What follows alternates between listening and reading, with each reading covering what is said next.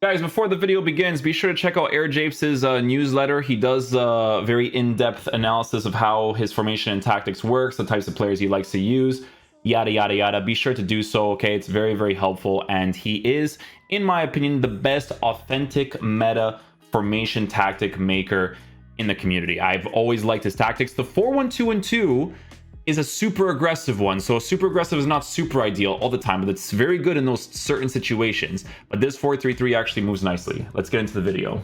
Hey guys, what's going on? Inception here, and welcome to another video. Ladies and gentlemen, today we have a 4-3-3 formation to review. It is going to be the variation of the one that has 2 CDMs and 1 center mid. Guys, the reason why I like doing reviews from AirJapes' tactics is because he comes up with very good authentic meta tactics that you can actually use in this game and be able to fully utilize cards in a more authentic experience, right? Which is fantastic because obviously you need both, right? You need the meta, but you also need the authentic feel, especially with how the gameplay game modes is set up. You guys know me, I absolutely love that 4-2-3-1 formation from Boris Legend, the one that has only the cover center on the CDMs. It's just a very, very well balanced formation when it comes to the attack as well as the defense, which is why I like it so much. However, AirJapes has a 4-3-3 formation that I actually enjoyed using. I thought it was actually fantastic,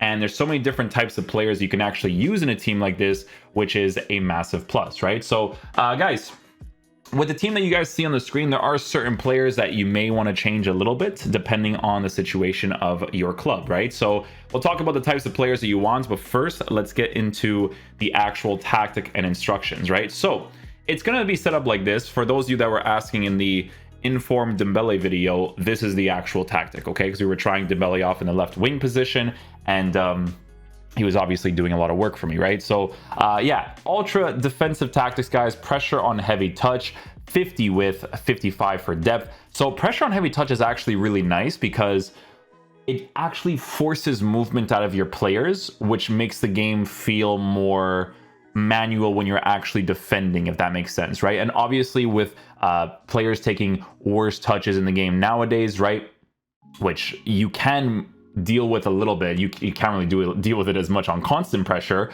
but pressure on heavy touch, you can deal with it a little bit, right? So it's just nice, you know, force the defenders to actually move and put pressure against the attacker so that you can kind of get the ball back quickly, especially when you lose it in the attacking positions. Offense is going to be set on balance, which this is a really huge plus for me. I like that it's not direct passing, because direct passing is a huge part of the new gen meta of the game, because players don't often move that well on balance. But like I told you guys in the gameplay analysis video, attacking AI has been improved this year, right? You definitely notice it in multiple situations. So it's very nice that in this year's game, it actually feels like you can switch that. So build up, play, balance, 25 for width, 7 for players in the box. The 25 for width part actually makes a lot of sense because with FIFA nowadays, it's really about congesting the middle as much as possible because of the park the bus meta, which you guys know I hate the park the bus meta with the deepest passion. Hopefully EA adjusted at some point, but it is what we're dealing with when it comes to FIFA, right? So congesting the middle to kind of work those extra passing spaces, those extra dribbling spaces, is going to be a very key thing to work with when it comes to your goal scoring opportunities, right? The instructions on the players. So with the fullbacks, they're both going to be on overlap. You can see that I have Aaron Wan-Bissaka in the team. He's not the type of player that you want to have there, but we're going to get into that afterwards, okay? So with your CDM formation, right, it really depends on the types of players that you have, right? So for me, I have the more defensive oriented card in Palinha on stay back while attacking cover center, and then I have Valverde, who is the high work rated card that pushes forward, comes back as the get forward deep lying playmaker, right? And it creates a really good balance on the team because obviously, as you guys know, I absolutely love Palinha in FIFA this year. He's genuinely one of my favorite foot cards of all time because he is the best Portuguese CDM we've ever had in FIFA, hands down, right? Like, they did a footies Danilo Pereira, but in the meta of that game, it's not the same as this game. Like, Palinha is really solid in this year's game. If he gets any sort of promo card in the future where he remains to be a lengthy, he's going to be a beast to work with when it comes to pure defensive ability, right? So In Japes' case, he's actually using Benasser as well as Laurent Blanc, but Laurent Blanc is his player on the right side, whereas Benasser is the guy on the left side, which I'm not completely against, because Laurent Blanc will play to work rates but still offer you attack, because his original position is cam with attacking capabilities. So it kind of makes sense to actually have him potentially push forward, because he's forcing it out of the card with the get forward, and then having his defensive work rate push him back into position. So very, very smart from him, right? The center mid is going to be on get forward, stay on the edge of the box with a cross, free roam, as well as cover center. Bernardo Silva is a very good example of a card that will play that position really well. Hopefully in the future we could do like a Bruno Fernandes or something. That would be fantastic.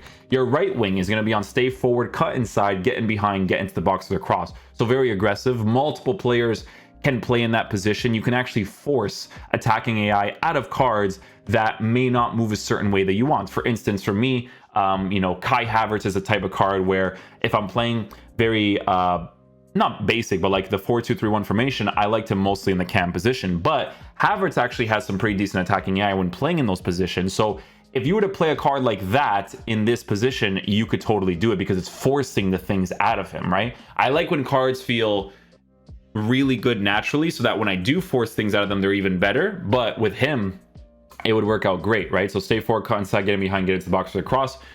For the right winger, the striker is on comeback and defense, and then the left winger is going to be on getting behind, stay on the edge of the box for the cross. So you guys are probably wondering about the stay on the edge of the box for the cross for some of the players.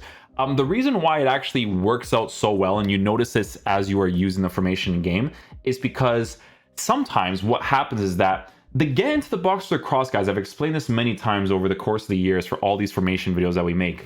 It doesn't always mean to get into a position for a cross in the actual side positions. What it actually means is that even if you're building up the play in the middle area, they will still make that specific run. But sometimes staying on the edge of the box for the cross is ideal because of the extra passing opportunities that you can build up with a left-footed player on the left side working that outside foot shot angle, right? So it just really, really makes sense, and you'll notice it a lot when you're actually playing the game, because sometimes you'll have certain base characteristics from players, especially if they're like a high-low work rate card, who will aggressively push forward anyways, right? But that instruction will kind of restrict them a little bit more in regards to making that specific movement, right? So for me personally, when it comes to the wingers, it definitely makes sense to do that. For the types of players, guys, honestly, you can use a lot of different types of attackers there. I'm not gonna lie to you. You want to try your best to get actual side position players. For instance, if you have someone like Rafinha, or you have someone like a Phil Foden who has the high work rates to actually by default push back a little bit too because of the high defensive work rate, it is very, very nice to work with, right? It's always nice to have that little bit of extra support pushing back while also being able to attack just as much, right? But obviously you can go with players that are high, medium, low work rated, just depending on the situation of, obviously the way that your squad is formatted and stuff. It doesn't really have to be super linear in those positions, but obviously, you want to try your best to have players that, are naturally really good in those side areas, right? Like I said, Rafinha is a very good example of that.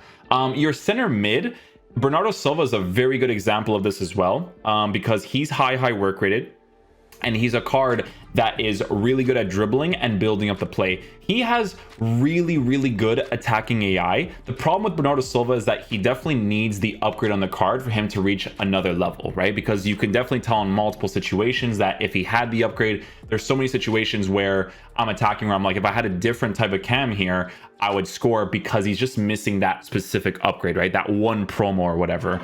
I was kind of hoping he was going to get the inform this week, but it is what it is. But even the rare gold as of right now, guys, works really well. A card like Phil Foden would work well there too. You can use someone like Nabil Fekir if you want. You can use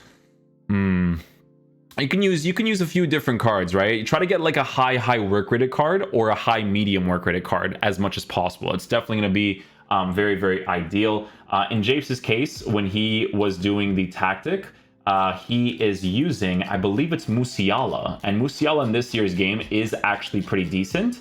So if you wanted to do that too, you could totally do that as well, right? So it is a formation that you can use different types of cards in, right? CDM position, you want to, or there's two CDM positions. There's the more defensive one, and there's the one that can be attacking. The more defensive one, you want to try your best to get someone who is a very, very good high work rated card or a good medium high work rated card. So for instance, if you were to put Kessier in that left center defensive position, right, especially with the OTW cards, I actually have that on my RTG account. If you were to put him in that left center defensive position, he would actually play that really well, especially with this upgrade. He's a very, very good player.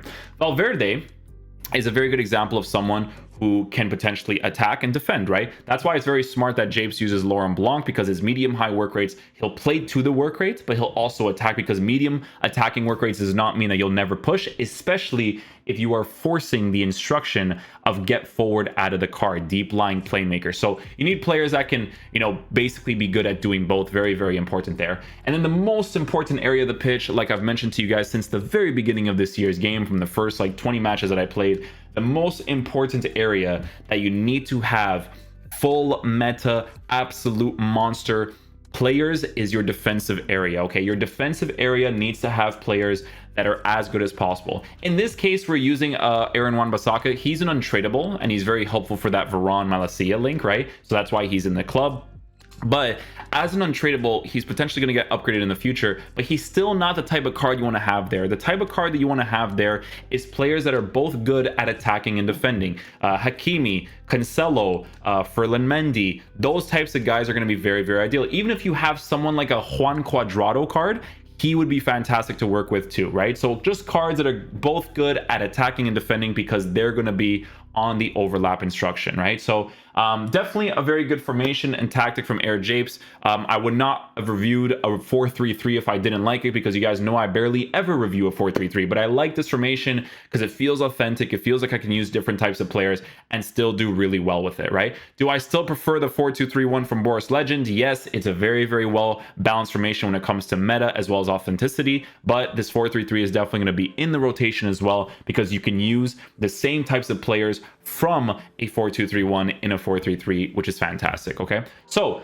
I'm going to show you guys the highlights. You guys are going to see very nice build-up play goals, very nice authentic goals. Obviously, there's some meta ratty FIFA stuff, right? But we do end up scoring a lot of very good authentic goals, right? So guys, hopefully you guys enjoy the highlights. I'll see you guys at the end.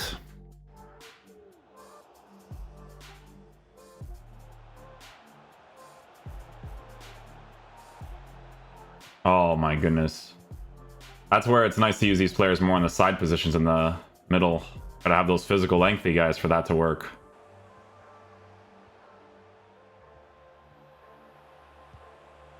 I'll take that. My settings, by the way, is just switched mid-game.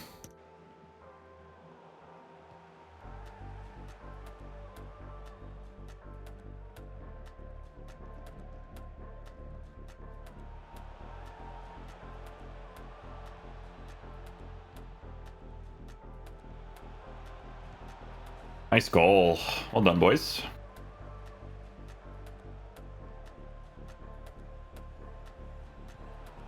Good goal, Correa. We'll take that. I'm liking this movement in the 4-3-3 so far. It's nice.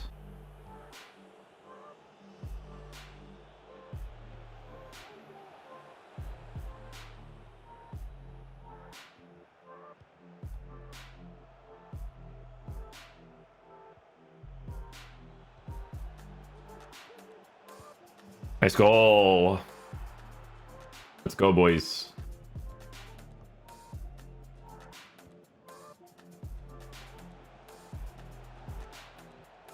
Oh, I try to get him on the skill move there. Unlucky.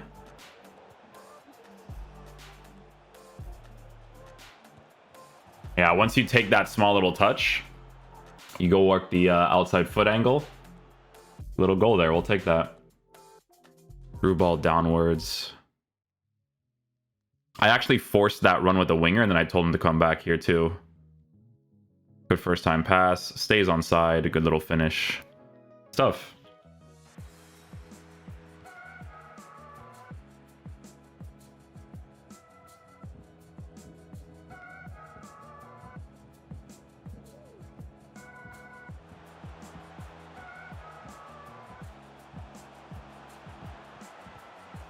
That's how you score a goal, brother. I know your skill move spamming FIFA rat mechanics.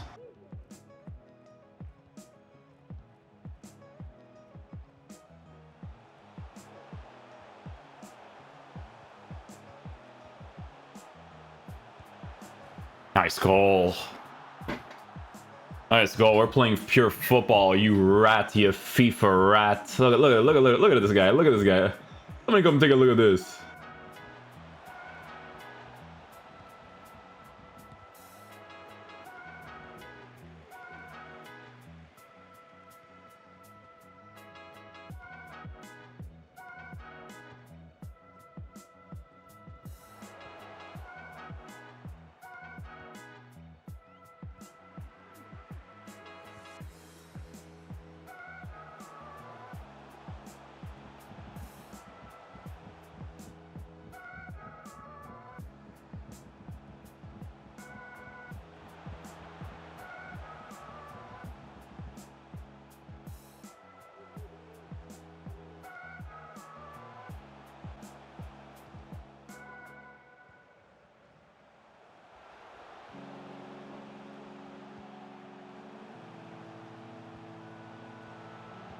Oh, look at that.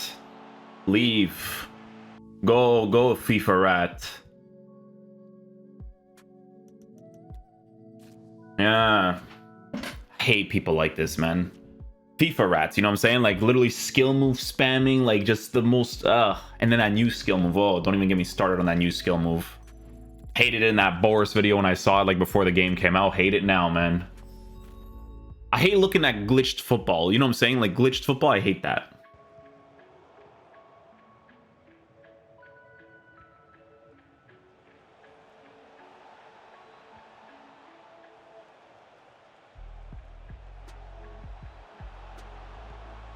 Ooh, Dembele's too saucy. He's too saucy with it.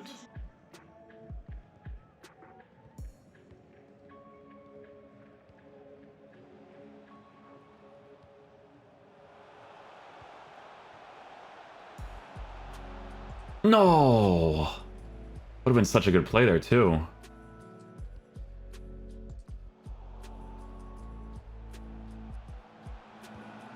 Yeah, the movement in this team is crazy. Or this formation, excuse me. It's really, really... Like, Japes is the best, man. I'm telling you. He was the best last year, and he's the best this year.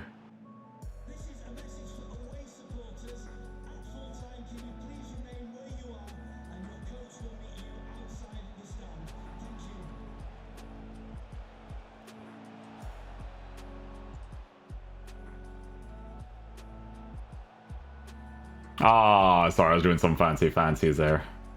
Yeah, a little bit hyped, you know?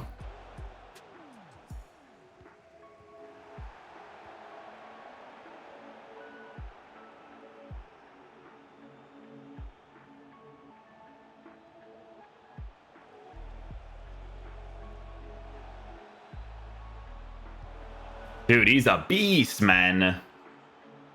Oh my goodness, this card is so sick. What am I seeing, bro? So yeah, guys, fantastic formation. Team moves really well in game. I really like it. I will say that with Boris Legends 4231, it does feel a little bit more balanced just because of how Park the Bus oriented FIFA is nowadays. I do wish that it is something that EA adjusts in the future, because Park the Bus meta will always be horrible in FIFA.